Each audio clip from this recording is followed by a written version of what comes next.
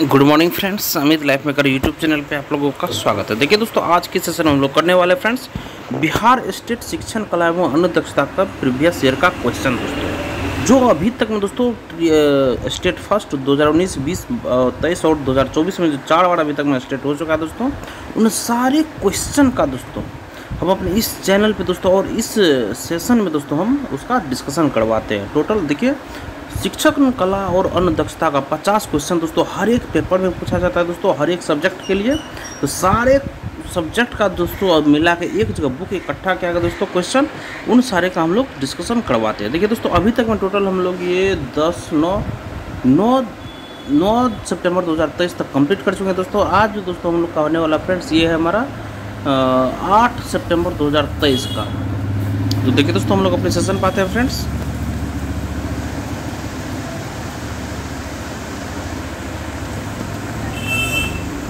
देखिए दोस्तों, ये हमारा होने वाला दोस्तों 8 सितंबर 2023 का शिफ्ट फर्स्ट का क्वेश्चन है दोस्तों।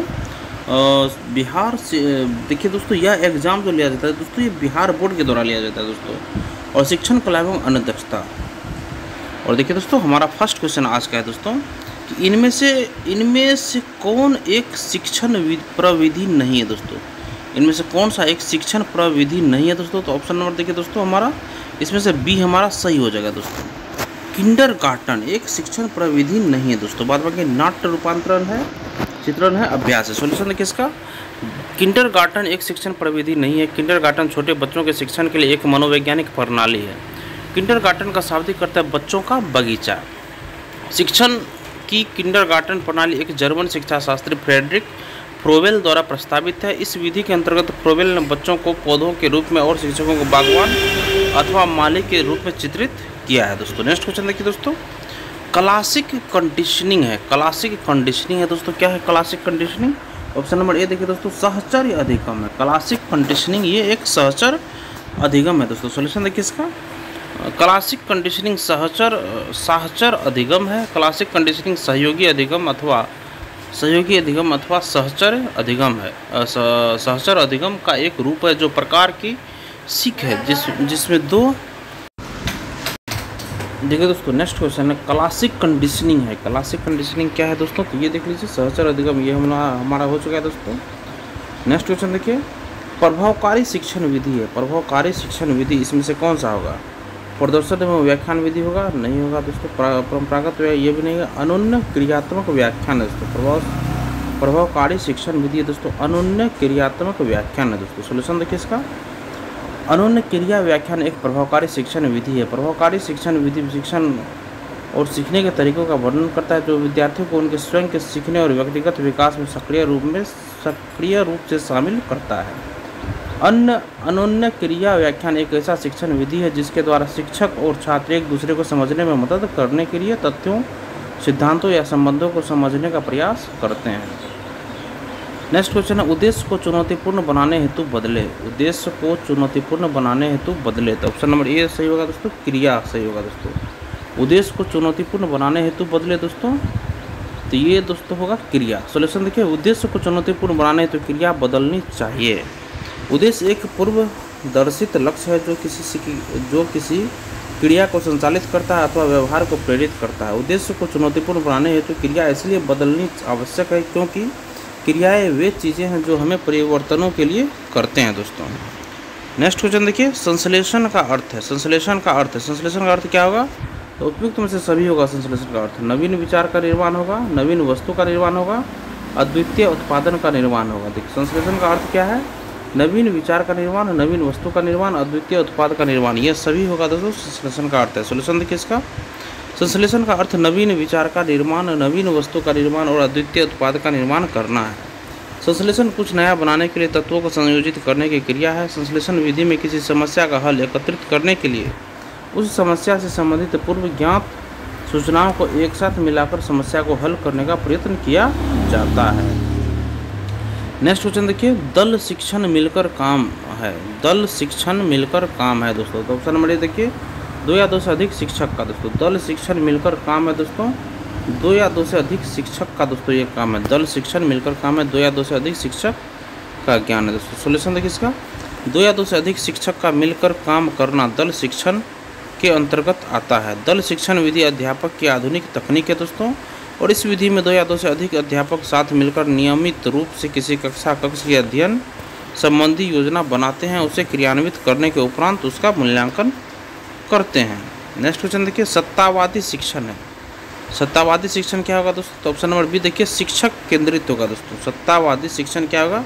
तो शिक्षक केंद्रित होगा दोस्तों। सॉल्यूशन इसका, सत्तावादी शिक्षण शिक्षक केंद्रित है। सत्तावादी शिक्षण पद्धति में शिक्षक का छात्रों और शिक्षण प्रक्रिया पर पूर्ण नियंत्रण होता है। इस पद्धति में अधिगम की योग्यताओं, अक्षमताओं, रुचियों और व्यक्तित्व पर किसी भी प्रकार का कोई जोर नहीं दिया जाता है। शिक्षण की सत्तावादी शैलियों के अंतर्गत व्याख्यान विधि, प्रदर्शन विधि, टीम शिक्षण, ट्यूशन आदि पद्धतियाँ आती है। देखिए, विधि प्रशिक्षण देता है, विधि प्रशिक्षण देता है, उपरोक्त में से सभी होगा। रचनात्मक सोच का प्रशिक्षण देता है, तर्क का प्रशिक्षण देता है और आलोचनात्मक निर्णय का प्रशिक्षण देता है। विधि प्रशिक्षण देता है रचनात्मक सोच का, तर्क का, आलोचनात्मक निर्णय, तीनों का। सॉल्यूशन देखिए इसका, रचनात्मक सोच का, तर्क का और आलोचनात्मक निर्णय का विधि प्रशिक्षण देता है। रचनात्मक सोच नए, नवीन या उपयोगी विचारों को उत्पन्न करने के बारे में है। रचनात्मकता सोच नवीन विचारों और समाधानों को उत्पन्न करती है, और आलोचनात्मक सोच यह सुनिश्चित करने में मदद करती है कि रचनात्मक विचार अच्छी तरह से स्थापित है और ठोस तर्क द्वारा समर्थित है। नेक्स्ट क्वेश्चन देखिए, इनमें से एक मेरिल मॉडल के 5 सिद्धांत है। इनमें से एक मेरिल मॉडल के 5 सिद्धांत है दोस्तों। तो ये होगा दोस्तों सक्रियन होगा दोस्तों, सक्रियन। इनमें से एक मेरिल मॉडल के 5 सिद्धांत है, तो क्या होगा दोस्तों? तो सक्रियन होगा, सक्रियन। सॉल्यूशन देखिए इसका, सक्रियन मेरिल मॉडल के 5 सिद्धांतों में से एक है। डेविड मेरिल के निर्देश के सिद्धांत एक निर्देशात्मक मॉडल है जो सीखने के अनुभव निर्माण के लिए सार्वभौमिक सिफारिशों की पहचान करता है। मेरिल के 5 प्रमुख सिद्धांत निम्न है: एक समस्या केंद्रित, एक सक्रियन, एक प्रदर्शन होगा दोस्तों। और आगे देखिए दोस्तों, आवेदन होगा और एकीकरण होगा दोस्तों, आवेदन, एकीकरण, ये सब होगा। नेक्स्ट क्वेश्चन देखिए दोस्तों, ADDIE मॉडल में ए इसमें से किसके लिए है दोस्तों? तो ये होगा दोस्तों विश्लेषण के लिए। सॉल्यूशन देखिए, ADDIE मॉडल में ए विश्लेषण के लिए है। यह एक प्रकार का निर्देशात्मक डिजाइन मॉडल है जो समय तक उपयोगी की कसौटी पर खरा उतरता है दोस्तों। ये हो गया दोस्तों एनालिसिस विश्लेषण है दोस्तों। डी डिजाइन हो गया, डी डेवलपमेंट विकास हो गया दोस्तों। ये विश्लेषण हो गया, एनालिसिस होना चाहिए दोस्तों, एनालिसिस होगा दोस्तों ये होगा विश्लेषण। डिजाइन हो गया, डी फिर डेवलपमेंट हो गया दोस्तों। फिर ADDI इम्प्लीमेंटेशन हो गया, कार्यान्वयन हो गया दोस्तों। और ये हो गया दोस्तों इवेल्युएशन, मूल्यांकन। देखिए दोस्तों, नेक्स्ट क्वेश्चन, निम्नलिखित में से कौन सा कौशल सूक्ष्म शिक्षण का नहीं है दोस्तों? सूक्ष्म शिक्षण का कौशल नहीं, खोजपूर्ण प्रश्न कौशल, चित्रकला कौशल। देखिए दोस्तों, चित्रकला कौशल ये कौशल सूक्ष्म शिक्षण का नहीं है दोस्तों। श्यामपट्ट कौशल है, खोजपूर्ण प्रश्न कौशल होगा, चित्रकला कौशल नहीं होगा दोस्तों। सॉल्यूशन देखिए इसका, चित्रकला कौशल सूक्ष्म शिक्षण का नहीं है। सूक्ष्म शिक्षण शिक्षक प्रशिक्षण की एक प्रक्रिया है जो शिक्षण की स्थितियों को सरल बनाती है, और यह एक समय में एक शिक्षण कौशल का प्रशिक्षण प्रदान कर शिक्षक के शिक्षण में वांछित सुधार लाती है। सूक्ष्म शिक्षण का मुख्य उद्देश्य शिक्षक के व्यवहार में सुधार एवं परिवर्तन लाना है दोस्तों। शिक्षक के व्यवहार में सुधार एवं परिवर्तन लाना है। सूक्ष्म शिक्षण का मुख्य उद्देश्य शिक्षक के व्यवहार में सुधार एवं परिवर्तन लाना है। नेक्स्ट क्वेश्चन देखिए, प्रशिक्षण द्वारा किया जा सकता है, प्रशिक्षण द्वारा किया जा सकता है दोस्तों। तो कौशलों का विकास किया जा सकता है दोस्तों, प्रशिक्षण द्वारा किया जा सकता है दोस्तों।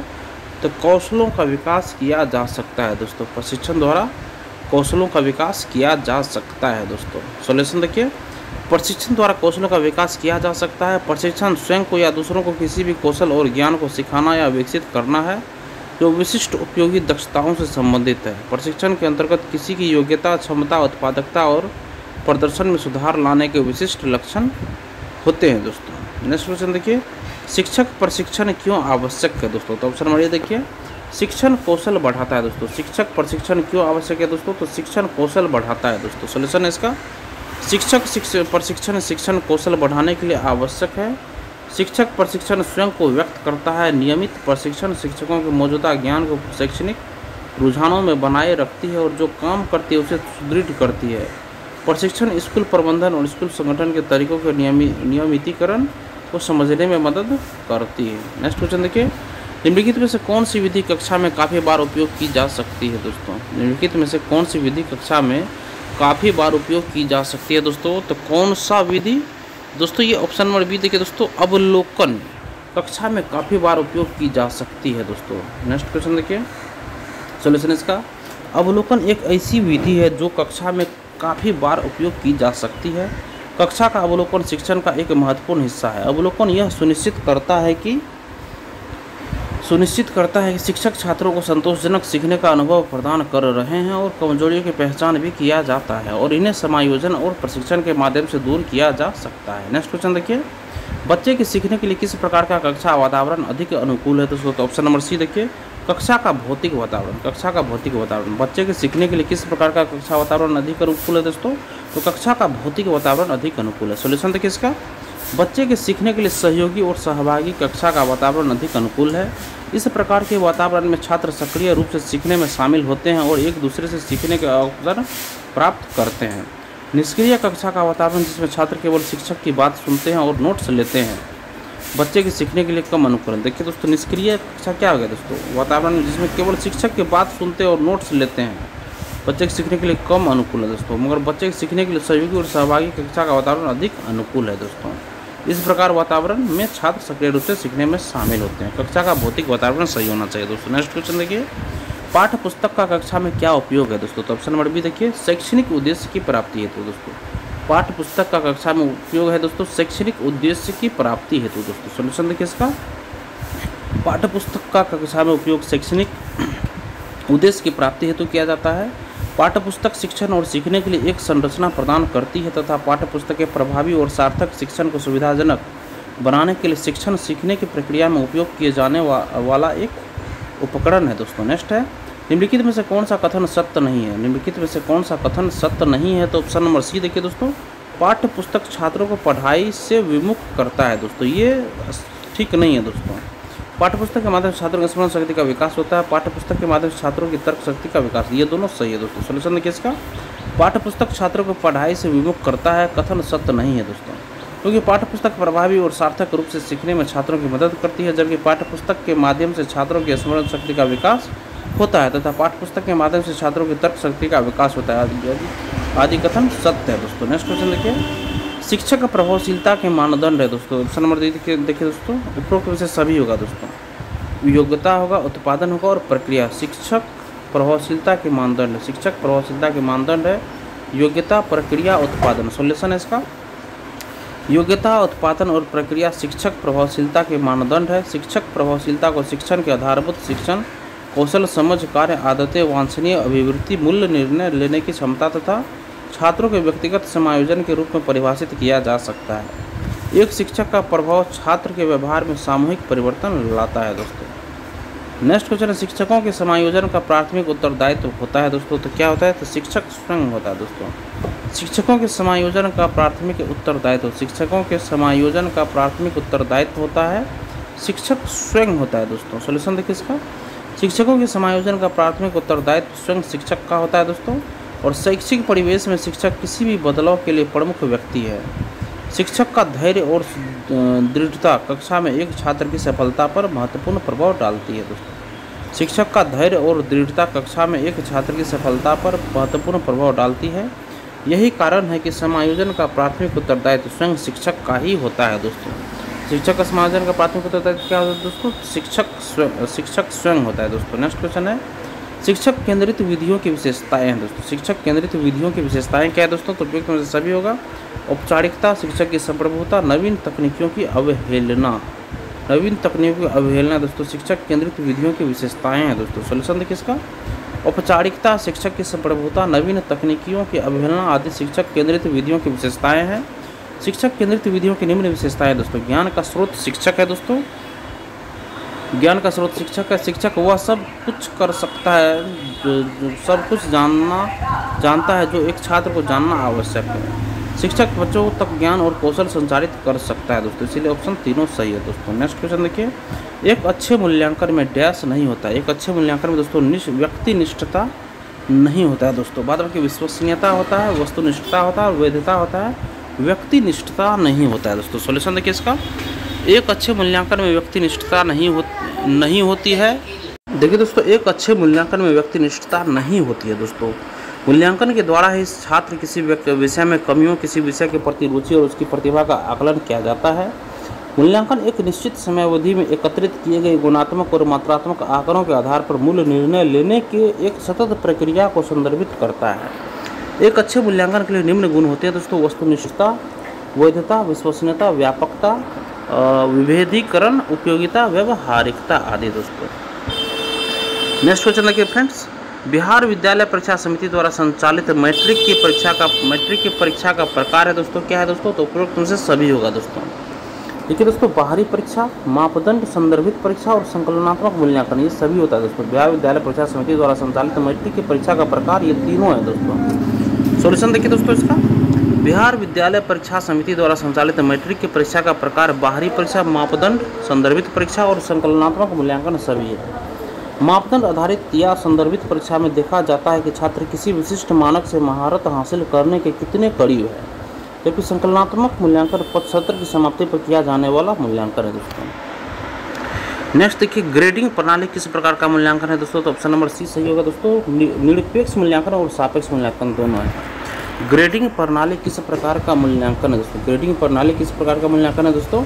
ये निरपेक्ष मूल्यांकन और सापेक्ष मूल्यांकन दोनों है दोस्तों। इसका सॉल्यूशन देखिए फ्रेंड्स, ग्रेडिंग प्रणाली निरपेक्ष और सापेक्ष प्रकार का मूल्यांकन है। निरपेक्ष ग्रेडिंग प्रणाली ग्रेडिंग का एक तरीका है जहां ग्रेड पूर्व निर्धारित कट ऑफ स्तरों के आधार पर दिए जाते हैं, जबकि सापेक्ष ग्रेडिंग प्रणाली में छात्रों के अंकों में उतार चढ़ाव होता है। यह इस बात पर निर्भर करता है कि उन्होंने कक्षा में दूसरों की तुलना में कैसा प्रदर्शन किया है दोस्तों। नेक्स्ट है विषय वस्तु की रूपरेखा है दोस्तों। विषय वस्तु की रूपरेखा क्या है दोस्तों? ये दोस्तों पाठ्यक्रम है दोस्तों। विषय वस्तु की रूपरेखा पाठ्यक्रम है दोस्तों। पाठ चर्चा नहीं होगा, पाठ नहीं होगा, इकाई नहीं होगा दोस्तों। सॉल्यूशन देखिए, पाठ्यक्रम विषय वस्तु की रूपरेखा है। पाठ्यक्रम एक ऐसा साधन है जो छात्र तथा अध्यापक को आपस में जोड़ता है। पाठ्यक्रम सभी अनिवार्य एवं वैकल्पिक विषयों का संग्रह है। पाठ्यक्रम एक निश्चित लक्ष्य या गंतव्य तक पहुंचने के लिए चलाई जाने वाली कार्यप्रणाली है जहां शिक्षा को एक दौड़ के रूप में देखा जाता है। नेक्स्ट देखिए, कक्षा के वातावरण में मूल्यों, मानकों और विश्वास का प्रसारण है दोस्तों। तो ऑप्शन नंबर बी देखिए, छिपा हुआ पाठ्यक्रम है दोस्तों। कक्षा के वातावरण में मूल्यों, मानकों और विश्वास का प्रसारण है, क्या है दोस्तों? तो छिपा हुआ पाठ्यक्रम है। सॉल्यूशन देखिए इसका, कक्षा के वातावरण में मूल्यों, मानकों और विश्वास का प्रसारण छिपा हुआ पाठ्यक्रम के अंतर्गत आता है। छिपा हुआ पाठ्यक्रम अलिखित और अनौपचारिक और अक्सर अनपेक्षित पाठों, मूल्यों और दृष्टिकोणों को संदर्भित करता है जो छात्र स्कूल के अंतर्गत सीखते हैं। छिपा हुआ पाठ्यक्रम अध्ययन के पाठ्यक्रम का हिस्सा नहीं होता है। नेक्स्ट, अधिगम को प्रभावित करने वाले मनोवैज्ञानिक कारक है दोस्तों। अधिगम को प्रभावित करने वाले मनोवैज्ञानिक कारक क्या है दोस्तों? तो ऑप्शन नंबर डी देखिए, छात्रों की रुचि।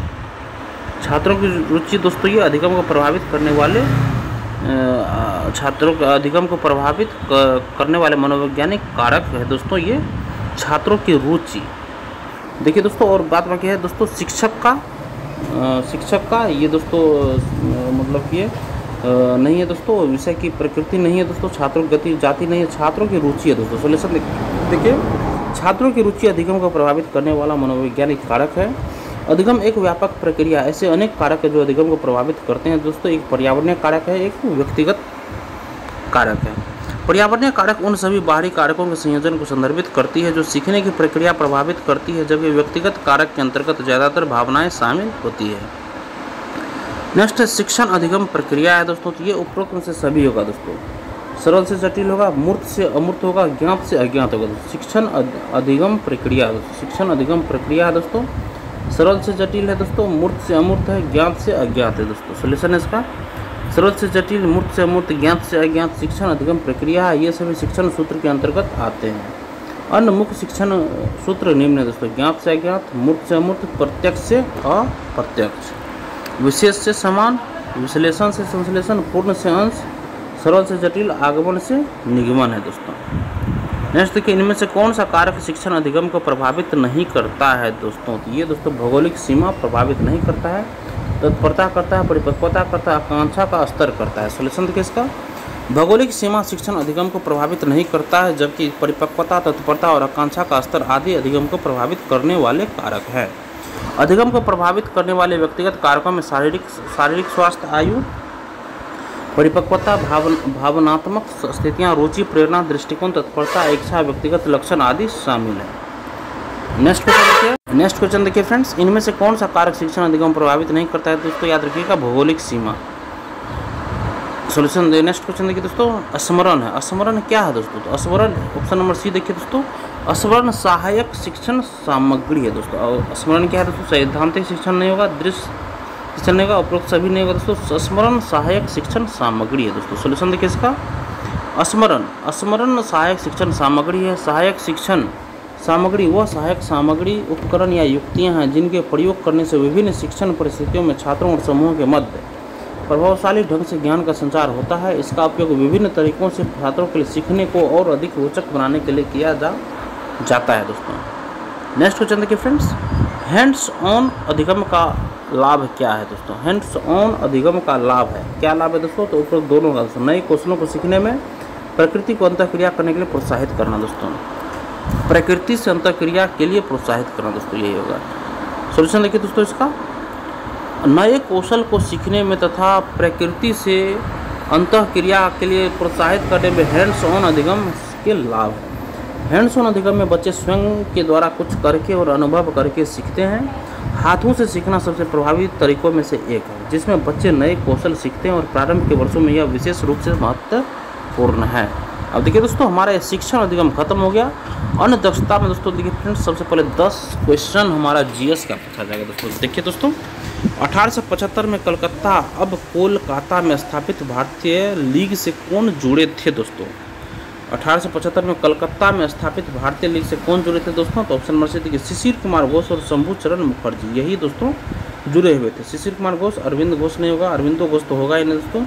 शिशिर कुमार घोष और शंभू चरण मुखर्जी जुड़े हुए थे। सोल्यूशन देखिए इसका, 25 सितंबर 1875 को शिशिर कुमार घोष द्वारा इंडियन लीग की स्थापना कलकत्ता में की गई। इसके अस्थायी अध्यक्ष शंभू चंद्र मुखर्जी थे। इस संस्था का मुख्य उद्देश्य लोगों में राष्ट्रवाद की भावना का विकास कर राजनीतिक शिक्षा को प्रोत्साहन देना था दोस्तों। नेक्स्ट क्वेश्चन देखिए, मूंगा रेशम का उत्पादन करने वाला भारत का एकमात्र राज्य कौन सा है दोस्तों? तो ये है दोस्तों असम। मूंगा रेशम का उत्पादन करने वाला भारत का एकमात्र राज्य है दोस्तों असम।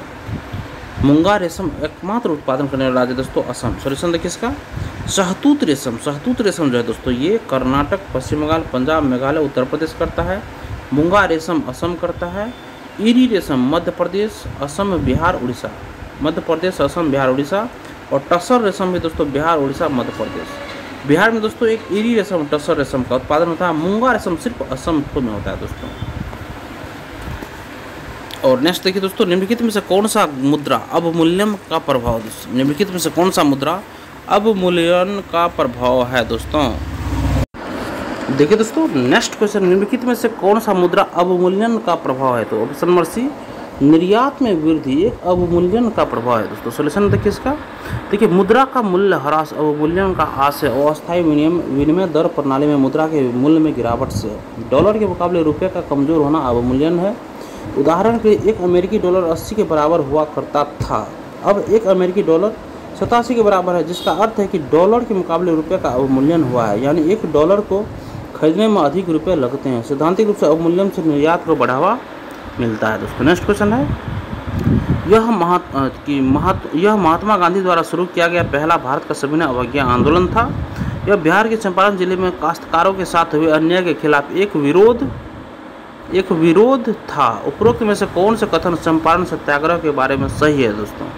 देखिए दोस्तों, ये ऑप्शन नंबर हमारा सी सही होगा दोस्तों। दोनों ऑप्शन सही है दोस्तों, दोनों ऑप्शन ही हमारा सही है दोस्तों। देखिए, चंपारण आंदोलन को भारत का पहला सविनय अवज्ञा आंदोलन कहा जाता है दोस्तों। यह आंदोलन गांधी जी के नेतृत्व में बिहार के चंपारण जिले में सन 1917 में हुआ। इसे चंपारण सत्याग्रह के नाम से जाना जाता है।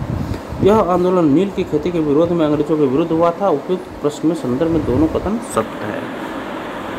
नेक्स्ट देखिए, किस केंद्रीय मंत्रालय ने भारतीय मातृभाषा सर्वेक्षण MTSI आयोजित किया? तो ये गृह मंत्रालय ने किया था। किस केंद्रीय मंत्रालय ने भारतीय मातृभाषा सर्वेक्षण MTSI आयोजित किया? तो गृह मंत्रालय ने। सोल्यूशन इसका, भारतीय मातृभाषा सर्वेक्षण एक परियोजना है जिसका आयोजन गृह मंत्रालय करता है। वर्ष 2022 में गृह मंत्रालय ने 576 मातृभाषा का सर्वेक्षण पूरा किया है।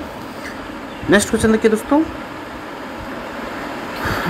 नेक्स्ट क्वेश्चन है फ्रेंड्स, निम्नलिखित में से किस गैस को ग्रीन हाउस गैस कहा जाता है दोस्तों? Methane, nitrogen, carbon dioxide. किस गैस को दोस्तों ग्रीन हाउस गैस कहा जाता है दोस्तों? तो ये मीथेन गैस को ग्रीन हाउस गैस का क्या बोलते हैं? ऑप्शन नंबर डी देखिए दोस्तों, ए और सी दोनों सही है दोस्तों। इसमें मीथेन और कार्बन डाइऑक्साइड ये दोनों दोस्तों हमारा ग्रीन हाउस गैस है दोस्तों। ए और सी सही है दोस्तों। सोल्यूशन देखिए इसका, ग्रीन हाउस गैस वे कैसे होते हैं जो पृथ्वी के उष्मीय तापमान को बढ़ाने में सहायक होती है दोस्तों। प्रमुख ग्रीन हाउस गैसें का दोस्तों carbon dioxide, methane, nitrous oxide, chlorofluorocarbon, ozone, उसके बाद जलवाष्प आदि दोस्तों। नेक्स्ट क्वेश्चन है दोस्तों, एकीकृत अपशिष्ट प्रबंधन में कितने प्रमुख घटक होते हैं दोस्तों। तो ऑप्शन नंबर ए सही है 2। एकीकृत अपशिष्ट प्रबंधन में कितने मुख्य घटक होते हैं दोस्तों। तो 2 मुख्य घटक होते हैं। सोल्यूशन देखिए इसका, अपशिष्ट प्रबंधन का आशय अपशिष्ट उत्पादन का आरोप करना, संसाधन पुनर्प्राप्ति को अधिकतम करना और पर्यावरण और मानव स्वरूप पर कचरे के नकारात्मक प्रभावों को कम करना है दोस्तों।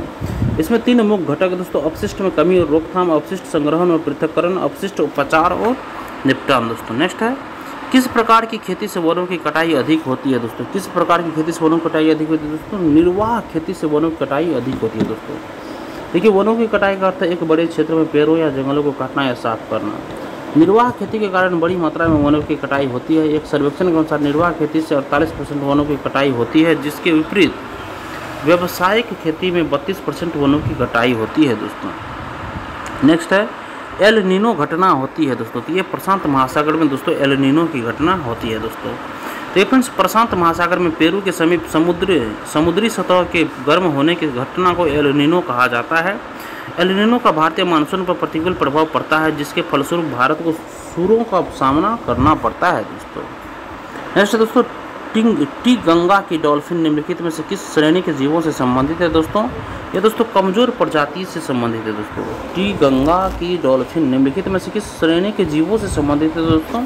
तो कमजोर प्रजातियां से ही संबंधित। सोल्यूशन इसका, गंगा डॉल्फिन का वैज्ञानिक नाम प्लेटनिस्टा गैंगेटिका है। इसे वर्ष 2009 में राष्ट्रीय जलीय जीव के रूप में मान्यता प्रदान की गई। इसे IUCN के रेड लिस्ट में कमजोर श्रेणी के तहत वर्गीकृत किया गया है।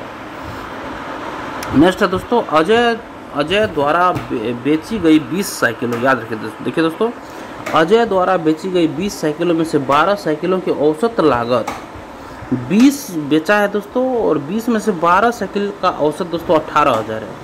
कुल मिलाकर उसने 30 क्या बोलते हैं दोस्तों, कुल मिलाकर उसे दोस्तों 3 लाख कमाए दोस्तों। 6 साइकिलों की औसत लागत क्या थी दोस्तों। देखिए फ्रेंड्स, सबसे पहले 12 साइकिल का औसत होगा दोस्तों 18,000। तो 12 गुना 18,000 हो गया दोस्तों। 18,000 तो 2,16,000 हो गया दोस्तों। अब देखिए दोस्तों, 6 साइकिल 12 में से 12 का तो निकाल लिया दोस्तों। अब 8 साइकिल, तो 8 साइकिल बचा दोस्तों। तो माना कि 8 साइकिलों का औसत कितना, x मान लेंगे हम, x मान लेंगे। तो टोटल जो दोस्तों वो उसे मतलब कि दोस्तों कमाया है रुपया, अब टोटल में देखिए दोस्तों 216 है दोस्तों। 2,16,000 ये हमारा इससे निकला है दोस्तों। 12 साइकिल का औसत 2,16,000, 2,16,000 12 साइकिल का निकल गया। प्लस में 8 साइकिल का औसत है दोस्तों। 8 गुना x कर देंगे प्लस बराबर 3 लाख। 8x बराबर दोस्तों ये हो जाएगा दोस्तों हमारा कितना हो जाएगा फ्रेंड्स, 84,000/8, 10,500 ये मूल्य हो जाएगा औसत लागत दोस्तों। नेक्स्ट बचा हुआ का नेक्स्ट देखिए, 4,000 पर 2 वर्षों के लिए 20% वर्ष की दर से चक्रवृद्धि ब्याज की गणना करें जब इसे अर्धवार्षिक रूप से संयोजित किया जाए। तो देखिए दोस्तों, सबसे पहले देखिए दोस्तों हमारा मूलधन कितना है, ये 4,000 रुपया है। समय 3 वर्ष हो गया दोस्तों, समय 3 वर्ष है। तो इसको 6माही में बोल रहा है दोस्तों। इसे जब अर्धवार्षिक रूप से संयोजित किया जाए इसको दोस्तों समय को, तो 2 वर्ष मतलब 4 को 6माही हो गया। तो देखिए दोस्तों 37 का आंसर हमारा ये हो जाएगा दोस्तों। तो देखिए दोस्तों 50 तक क्वेश्चन हमारा आज कंप्लीट हो गया दोस्तों। अगर सेशन आप लोगों को पसंद आया होगा दोस्तों तो सेशन को 1 लाइक जरूर कर दीजिएगा और किसी एक ग्रुप में इस वीडियो को जरूर आप लोग शेयर कर दीजिएगा दोस्तों। चैनल को सब्सक्राइब कर लीजिए और लेटेस्ट इन्फॉर्मेशन या नोटिफिकेशन पाने के लिए बेल आइकन के बटन को दोस्तों आप लोग जरूर दबा लीजिएगा। धन्यवाद दोस्तों, आपका दिन शुभ हो।